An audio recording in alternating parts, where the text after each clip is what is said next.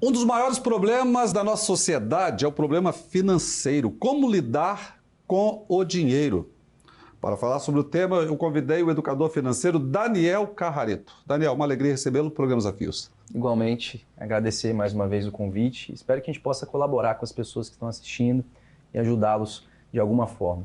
Eu tenho certeza, porque não é fácil lidar com dinheiro, né, Daniel? Com certeza. Para muitos, hoje, o dinheiro ele é um problema, ou a raiz de todos os males, como diz o ditado. Mas isso, na verdade, começa quando na educação básica nós não somos ensinados que o dinheiro ele é importante. Às vezes, também nas nossas casas, os nossos pais tratam o dinheiro como algo sujo, né? Até falam, quando você pega no dinheiro, chega em casa, tem que lavar a mão, o que não deixa de ser uma verdade, mas isso remete, sem dúvida, a algo ruim. E, na verdade, a gente vai entender nessa conversa que o dinheiro ele tem um papel importante, mesmo na vida do servo. Ele também tem uma forma de ser útil e também tem uma forma de ser melhor administrado.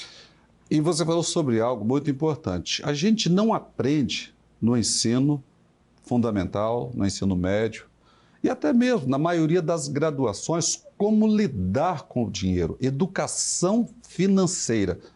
E você, como educador, qual a importância do nosso telespectador se atentar ao como ele vai aprender a lidar com o dinheiro? Perfeito. E é importante até dizer isso, que nós deveríamos ter sido ensinados desde novos.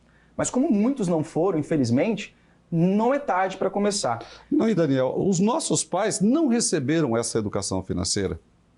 Os nossos avós também não. E olha, parece-me, infelizmente, que muitos líderes políticos, governantes, não têm interesse que o povo saiba lidar também com dinheiro. Tem isso. Inclusive, já é uma luta antiga dos educadores financeiros que a educação financeira integre o currículo básico da educação, para que esse problema seja de fato sanado. A gente tem essa resolução definitiva para que desde cedo as crianças entendam a preocupação que se deve ter, o cuidado que se deve ter com a parte financeira também. Para o empregado que está nos assistindo, quais os cuidados, como ele deve lidar para multiplicar o seu salário? Muito bem. A primeira coisa que a gente costuma dizer é que se deve ter um controle financeiro. Isso não é nem eu que estou dizendo, né? As próprias literaturas que nós temos, os livros, eles nos dizem que se você não conhece naquilo que você está gastando, para onde está indo o seu dinheiro, você não vai conseguir gerir, você não vai conseguir administrar isso da melhor maneira. Então é preciso que você primeiro liste tudo aquilo que você tem de gastos e despesas na sua casa, para que você primeiro possa fazer uma crítica em cima disso. Então tem que ter um controle. Sem controle você não consegue. Tem que anotar as despesas. Perfeito. Eu costumo até brincar nas palestras que eu faço, que você pode anotar até naquele saco de pão. Não tem problema onde você vai escrever, não precisa ter planilha, não precisa guardar num lugar específico no celular, num aplicativo, nada disso. Você precisa, na verdade, ter isso em algum lugar para que você e a sua família consigam acessar, principalmente eu gosto de fazer nesse período do mês, né?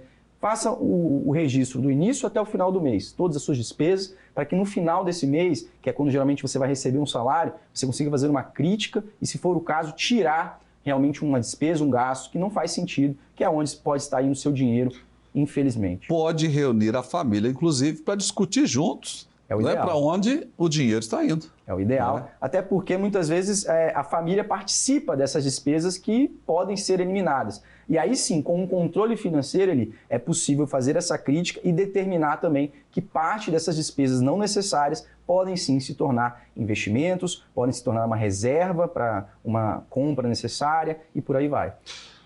Agora nós estamos vivendo um momento dos programas federais, que são importantíssimos para aquelas pessoas que verdadeiramente não estão em condições de trabalhar. Mas vemos com preocupação aqueles que se acomodaram nos R$600, na cesta básica que está recebendo. Qual a sua orientação sobre isso? Perfeito. Eu costumo dizer que o maior e melhor investimento que nós temos é em nós mesmos. E como é que isso de fato se concretiza? Quando nós investimos em conhecimento. Então, dito isso, as pessoas que momentaneamente estão incapacitadas de trabalhar ou mesmo não estão encontrando emprego, eu recomendo que elas busquem sim o conhecimento, busquem se especializar, busquem também estar cada vez mais atuantes no mercado, serem conhecidas na sua região e também na sua área de atuação, para que possam ser recolocadas, consigam um emprego e voltem o quanto antes a trabalhar. Pois, como a própria palavra de Deus diz, né, é importante que nós estejamos sempre trabalhando, servindo os outros. E isso é através do trabalho. Então, e dentro dessa sua palavra de despertamento para o conhecimento, a gente precisa fortalecer aqui que não está faltando emprego no mercado. Está faltando mão de obra com qualificação mínima. E nem oportunidades também de aprender, né? Se a gente for buscar na própria internet, hoje que a maioria das pessoas tem acesso, nós temos inúmeros cursos gratuitos, capacitações, que uma pessoa hoje, simplesmente abrindo o canal do YouTube, ele consegue ali aprender uma coisa nova e consegue monetizar isso, transformar isso em dinheiro. Não necessariamente um dinheiro que possa ser suficiente para pagar todas as contas, mas ali ele começa a gerar o que nós chamamos de renda extra, que é um excelente caminho para se ter uma saúde financeira melhor no lar. Então, para você que está em casa, nosso desejo é despertá-lo mesmo. Não se acomodar com o limite que muitas vezes está sendo imposto por um programa federal que você só merece ganhar esses R$600, e sendo que Deus nos deu capacidade para fazermos, e obtermos da parte de Deus infinitamente mais. Nós conversávamos aqui antes, Eli, que o povo de Deus é um povo muito inteligente. Quando ele se propõe realmente a estudar a palavra de Deus, quando ele se propõe a ensinar alguma coisa, nós temos nas igrejas pessoas que ensinam com maestria, que têm didática, mas infelizmente às vezes nós limitamos esse conhecimento a realmente o conhecimento bíblico. E nós podemos sim extrapolar isso. Nós temos inúmeras pessoas hoje, não só nas igrejas, mas também fora, que hoje têm buscado conhecimento tanto na internet, ou mesmo durante aí a sua trajetória profissional e acadêmica, e têm conseguido se destacar, e nós estamos aqui como exemplo disso também, né? E você falou sobre algo interessante, e até mesmo dentro da própria igreja. Eu confesso que eu venho de família assim, muito pobre, e falava-se muito que é muito difícil um rico entrar no reino dos céus, mas fácil um camelo passar pelo fundo, pelo buraco de uma agulha. E isso acabou gerando o quê? Um pensamento. Sim. Que parece até que você ser bem-sucedido, ser rico, é pecado, e não é. O pecado, na verdade, é a avareza. É quando você realmente torna o dinheiro o seu Deus ou o seu Senhor. Na verdade, eu sempre costumo dizer que o dinheiro ele deve ser o nosso servo. Ele deve nos servir, deve servir a quem nós amamos, mas ele tem sim o seu lugar de importância nos dias atuais. Afinal, sem dinheiro, nós não conseguimos nem mesmo realizar a obra do Senhor. Nós não conseguimos nos deslocar para realizar a obra do Senhor, nós não conseguimos levar os nossos queridos também para participar de um evento, ou mesmo na igreja. Isso, infelizmente, não é o que Deus tem para nós. É verdade. O dinheiro, alguém um dia afirmou que ele é um ótimo servo, mas um péssimo patrão. Concordo. Concordo, porque realmente, se você coloca ele acima ou dá mais importância a ele, você não só deixa de dar importância ao que realmente deve ter, como, por exemplo, a sua família, a sua saúde, por que não? E aí passa realmente a trabalhar mais do que deve, passa do ponto, e não é o que a gente quer também. Mas esse equilíbrio é o que nós devemos buscar para nós e também devemos buscar junto a Deus para que nós façamos as coisas certas e sejamos bem-sucedidos. Daniel, nós vamos parar um minutinho, nós vamos para os comerciais. Você não saia da frente da telinha, porque eu volto já já com o educador financeiro Daniel Carrareto.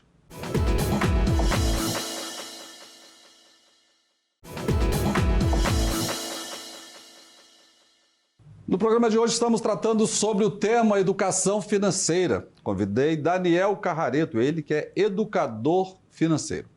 Daniel, nas suas palestras, nas suas aulas, você faz questão de usar textos bíblicos. Por que isso? Porque realmente há uma crença antiga de que o dinheiro ele é algo ruim e que o servo de Deus ele não precisaria se preocupar de dinheiro. E, na verdade, é um entendimento equivocado da palavra de Deus, ao meu ver. Quando a gente encontra na Bíblia, ali o próprio Senhor Jesus falando que nós teríamos tudo, nós deveríamos nos preocupar com coisa alguma, que tudo realmente nós teríamos, não quer dizer que nós não devemos procurar as coisas desta vida também, não devemos buscar isso, mas sim colocar em ordem, primeiramente as coisas do reino de Deus e as demais coisas são acrescentadas. E Jesus falou também sobre planejamento, Planejamento.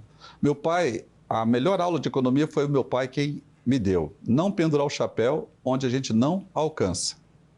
Mas isso se esbarra o quê? Na fé. Porque quando a gente tem fé, nós somos motivados a ir além e contamos com o auxílio divino dentro das nossas finanças. Sim. Principalmente quando a questão, queria que você falasse um pouco sobre a importância de entregar o dízimo. de ser um contribuinte, um ofertante, inclusive sobre a generosidade ao contribuir no reino de Deus. De fato, a palavra de Deus ela é muito clara ao falar sobre isso, né? E é um ato de fé, e quando você faz isso espontaneamente, Deus ele também olha para você e ele te dá uma bênção que você às vezes precisa, uma necessidade que você está Abre porta tendo. onde não tem porta, Abre né? porta onde não tem porta. E sobre o que você falou anteriormente, né? Trabalhe como se tudo dependesse de você, né? Mas crendo que se algo não for o suficiente, Deus vai operar, Deus vai agir. Mas, de fato, faça a sua parte para esperar, então, a promessa, a providência de Deus naquilo que é necessário. E nós vemos como exemplos, alguns exemplos bíblicos, como José do Egito, governador do Egito, a segunda pessoa mais importante naquela nação. Nós vemos Neemias foi governador, Daniel serviu a 4 reis, o rei Davi, Salomão, a quem Deus deu sabedoria. Inclusive, você usa um dos textos do rei Salomão. Perfeito. Eu falo até muito do livro de Eclesiastes, né? Tem um texto aqui de Eclesiastes, capítulo 11, os versos 1 e 2, a nova tradução, diz assim: empregue o seu dinheiro em bons negócios e com o tempo você terá o seu lucro. Aplique em lugares diferentes, porque você não sabe que crise poderá acontecer sobre a terra. Eu sempre costumo dizer que a palavra de Deus ela é rica e ela é eficaz, né? Ela tem tudo que nós precisamos. Então veja só, nós passamos recentemente por uma crise muito grave, né? E ainda estamos passando os efeitos dela. Sim. E isso, sem dúvida, já era dito na palavra. E quando a palavra de Deus fala sobre empregue o seu dinheiro em bons negócios, ele já está partindo do pressuposto que você tem dinheiro, né? Que você poupou, que você foi realmente cuidadoso ali com o seu dinheiro, que você se preocupou, fez o seu controle financeiro. Então, isso, sem dúvida, não pode ser esquecido, ignorado também pelo crente, pelo servo de Deus. Mas quero voltar um pouquinho sobre algo que você está lá no seu Instagram, inclusive o endereço do Daniel está aí no vídeo. Muitas vezes nós colocamos no nosso orçamento, seja como empregado, seja como patrão, que nós podemos pagar a prestação de um iPhone, 200, 300 reais por mês. Mas a gente diz para a gente mesmo que a gente não consegue guardar 200, 300 reais por mês. Qual a importância da gente economizar, termos uma reserva? Perfeito. E o erro está justamente naquilo que as pessoas falam, nunca sobra nada para investir. E essa é uma mentalidade que realmente não vai dar certo. Tem um livro que eu gosto muito, que chama-se Pai Rico, Pai Pobre, do autor Robert Kiyosaki, em que ele fala sobre pagar-se primeiro. A gente paga inúmeros boletos no nosso dia a dia, a gente tem várias contas para pagar. Fantástico esse livro, vale a pena você ler. Pai Rico, Pai Pobre. Mas a gente não consegue se priorizar. O que seria se priorizar nesse caso, se pagar primeiro? Antes de qualquer gasto ou despesa que for fazer após receber o salário, separe um valor para o seu futuro. Porque como a própria palavra de Deus fala, né, nós não sabemos que crise poderá vir sobre a terra, ou mesmo que crise poderá vir sobre o nosso trabalho, sobre a empresa que nós estamos. Então a gente tem que realmente se preparar para isso. E a maneira de ter dinheiro não é deixando para ver se vai sobrar alguma coisa, que é o que a maioria das pessoas faz, né? Gastam, gastam, gastam, e no final do mês vai ver se sobrou alguma coisa para investir. Quando nós alteramos essa ordem, colocamos uma prioridade realmente no nosso futuro também, a gente consegue fazer isso com mais tranquilidade. Eu li um livro sobre finanças e o autor ele ensina uma regrinha, 10, 20, 70. 10 você entrega para Deus, 20 você guarda e 70 você faz as suas despesas. Ele falou assim, você nunca vai ter problema financeiro. Então, a educação financeira é algo que este país, nós somos brasileiros, vamos falar da nossa casa, a gente precisa aprender e precisamos também ensinar para as pessoas. É por isso que o Daniel está aqui. Sobre essa regra, inclusive, pastor, é muito complicado as pessoas às vezes pensarem, né? Eu ganho um salário mínimo, como é que eu vou conseguir poupar 20% disso? É muito comum, inclusive, eu receber esse questionamento no Instagram. E qual a orientação que a gente dá? É que realmente se busque, além da capacitação, do conhecimento, de evoluir na sua carreira profissional para conseguir ganhar mais, também se busque fazer renda extra. Né? A gente sempre ouvia falar lá em casa, trabalhar, né? O que você faz de meia-noite às 6, né? Brincadeiras à parte, né? Eu sou inclusive um exemplo disso, né? Até pouco tempo atrás, na verdade já tem um tempinho, que eu trabalhava igual a maioria das pessoas trabalham, né? De 8 às 5, 8 às 6, mas e o restante do dia, né? Aí você vê pessoas que chegam em casa, muitas vezes se jogam no sofá, vão ver coisas que às vezes não agregam nada, e muitas vezes são momentos que a pessoa poderia estar buscando um conhecimento para evoluir na carreira, poderia estar também já executando alguma coisa que ela já sabe. Eu costumo sempre dar exemplo, né? Passear com cachorro, né?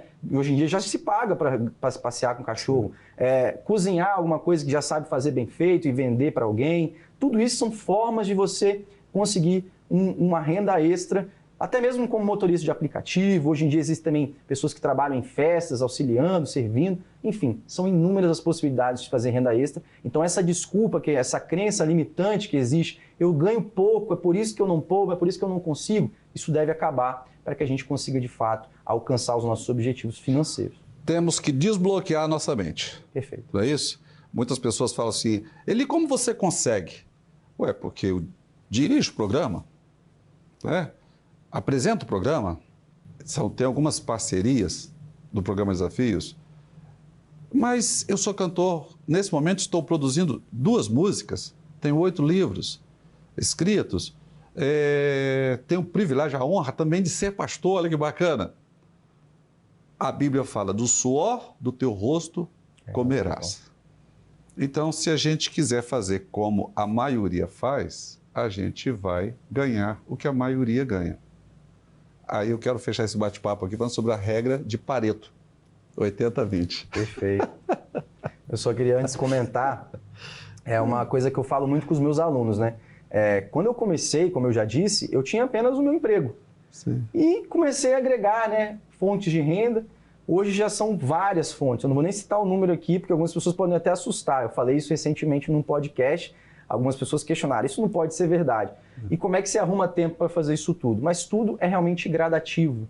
A gente não consegue alcançar as coisas que a gente quer de uma vez só. Isso, inclusive, é uma lição que nós temos, né? Então, comece aos poucos, comece primeiro buscando conhecimento, caso você não tenha nada que possa ser vendido, que possa ser ofertado no mercado.